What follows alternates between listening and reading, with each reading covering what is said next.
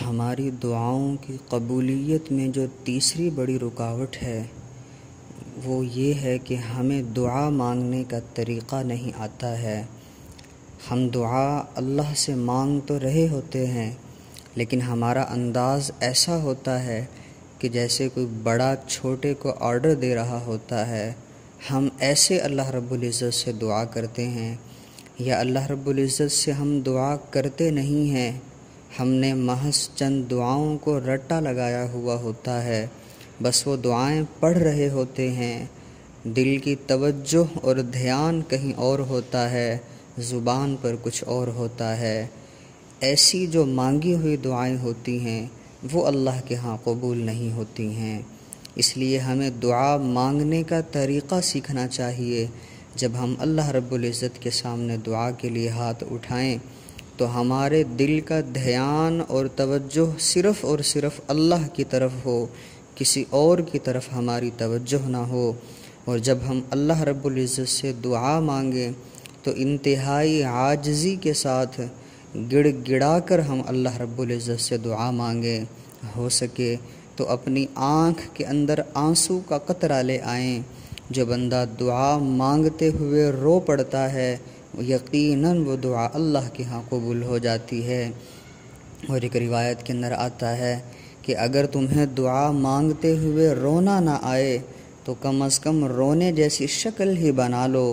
اللہ رب العزت کو یہ شکل ہی پسند آ جاتی ہے اور اللہ رب العزت دعا کو قبول فرما لیتے ہیں۔ تو ہم جب دعا مانگیں تو ایک تو دل کے توجہ اور دھیان کے ساتھ مانگیں اور عاجزی اور گڑ گڑاتے ہوئے اللہ رب العزت سے دعا مانگیں۔ ایسی دعا اللہ رب العزت کی بارگاہ میں کبھی رد نہیں ہوا کرتی ہے۔ ایک صحابیہ رضی اللہ تعالی عنہ حضرت زنیرہ رضی اللہ تعالی عنہ، جب کفار نے ان کو مارا، یہ غلام تھیں، جب ان کے مالک نے ان کو اسلام لانے پر مارا، ان کی آنکھوں کی بینائی چلی گئی تھی، لیکن اس وقت انہوں نے اللہ رب العزت سے تڑپ کر دعا مانگی۔ اللہ رب العزت نے دعا کو قبول کر لیا اور ان کی بینائی کو اللہ رب العزت نے لوٹا دیا۔ اسی طرح ایک اور صحابیہ رضی اللہ عنہا تھیں، ان کے بیٹے کا انتقال ہو گیا لیکن انہوں نے اللہ رب العزت سے تڑپ کر دعا مانگی، اللہ رب العزت نے بیٹے کو زندگی عطا فرما دی۔ حضرات صحابہ کرام رضوان اللہ علیہم اجمعین فرماتے ہیں کہ اس بچے نے شام کا کھانا ہمارے ساتھ کھایا ہے، اور پھر صرف ایسا نہیں کہ وہ بچہ صرف چند گھنٹوں کے لیے اللہ نے زندہ کیا تھا، بلکہ اس کے بعد بھی اس بچے نے کچھ سال زندگی کے گزارے ہیں۔ تو اللہ رب العزت کے لیے کوئی کام مشکل نہیں ہوتا ہے۔ بظاہر کوئی کام ہمیں کتنا ہی مشکل کیوں نہ نظر آ رہا ہو، لیکن انتہائی عاجزی کے ساتھ گڑ گڑاتے ہوئے رو کر اللہ سے دعا مانگیں، اللہ رب العزت وہ ناممکن کام بھی ممکن بنا کر دکھا دیں گے۔ حجاج بن یوسف کے زمانے میں ایک بوڑھا نابینا وہ بیت اللہ میں اللہ رب العزت سے دعا مانگ رہا تھا کہ اللہ میری بینائی کو لوٹا دے۔ حجاج بن یوسف طواف کر رہا تھا، جب اس نے ایک چکر لگا کر دیکھا بوڑھا یہی دعا مانگ رہا تھا، پھر اس نے دوسری مرتبہ دیکھا بوڑھا یہی دعا مانگ رہا تھا، تو اب حجاج نے اس بوڑھے کو کہا کہ بوڑھے میاں، میں طواف کے چکر لگا رہا ہوں، اگر میرے چکر پورے ہونے سے پہلے پہلے تیری بینائی نہ لوٹی تو میں تجھے قتل کر دوں گا۔ اس کو پتہ تھا کہ حجاج بڑا ظالم ہے، یہ واقعتاً مجھے قتل کر دے گا۔ اب یہ کہہ کر جب حجاج بن یوسف نے اگلے چکر لگانے شروع کر دیے، اب اس وقت بوڑھے کی جو کیفیت بنی اور اس وقت اس نے جو عاجزی کے ساتھ اور تڑپ کر اللہ سے دعا مانگی، اللہ رب العزت نے اس کی دعا کو قبول کر لیا، اور حجاج کے چکر پورے ہونے سے پہلے پہلے اللہ رب العزت نے اس کی بینائی لوٹا دی۔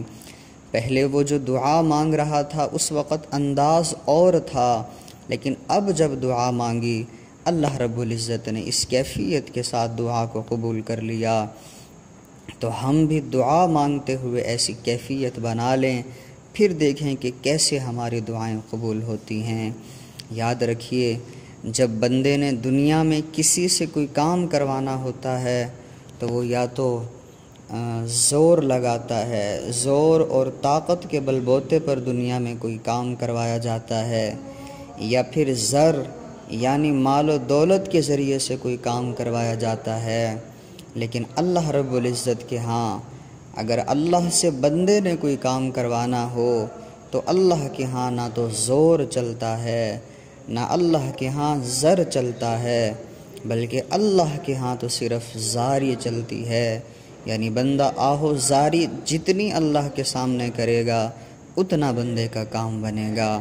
تو ہم اللہ کے سامنے آہو زاری کرنے والے بن جائیں۔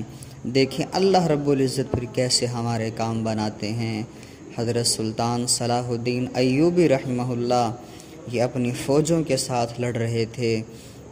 ان کی فوجیں لڑتے لڑتے تھک چکی تھیں، ان کی تلواریں کند ہو چکی تھیں۔ سلطان صلاح الدین ایوبی نے آرام کے لیے تھک کر ایک جگہ پر پڑاؤ ڈالا۔ جب آرام کے لیے پڑاؤ ڈالا تو ان کو خبر ملی کہ دشمنوں کا بحری بیڑا ایک پیچھے سے آ رہا ہے۔ سلطان صلاح الدین ایوبی بڑے پریشان ہو گئے کہ میری فوجیں تھک چکی ہیں، جبکہ دشمن کی فوج جو آ رہی ہے وہ تازہ دم ہوگی۔ میرے جوانوں کے اندر اب وہ طاقت اور ہمت نہیں، اور میرے جوانوں کی تلواریں لڑ لڑ کر کند ہو چکی ہیں، جبکہ دشمن کا بیڑا اسلحے کے ساتھ لیس ہو کر آ رہا ہے۔ بڑے پریشان ہوئے، لیکن اس پریشانی کے عالم میں رات کے وقت وہ مسجد کے اندر چلے گئے اور ساری رات رو رو کر اللہ رب العزت سے دعائیں مانگنے لگے، اللہ رب العزت کے سامنے رو رو کر فریاد کرنے لگے۔ ساری رات اللہ کے دربار میں رو رو کر گزار دی۔ جب صبح کو مسجد سے باہر نکلے تو کسی اللہ والے سے ملاقات ہوئی۔ اللہ والے نے ایک نظر دیکھ کر سمجھ لیا کہ یہ بندہ اللہ کے سامنے روتا رہا ہے۔ انہوں نے سلطان صلاح الدین ایوبی نے اس بوڑھے کو اس اللہ والے سے دعا کے لیے کہا تو اس اللہ والے نے فوراً کہا، صلاح الدین، اللہ رب العزت نے تیرے رونے کو قبول کر لیا اور تیرے رات کے آنسوؤں نے دشمنوں کے بحری بیڑے کو ڈبو کر رکھ دیا ہے۔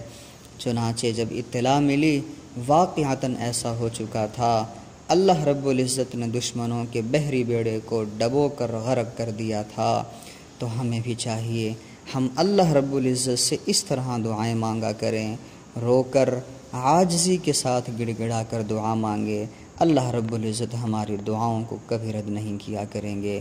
اللہ رب العزت سے دعا ہے کہ اللہ رب العزت ہمیں بھی ان پابندیوں کے ساتھ، استقامت کے ساتھ اور استحضار کے ساتھ دعائیں مانگنے کی توفیق عطا فرمائے۔ وآخر دعوانا ان الحمد للہ رب العالمین۔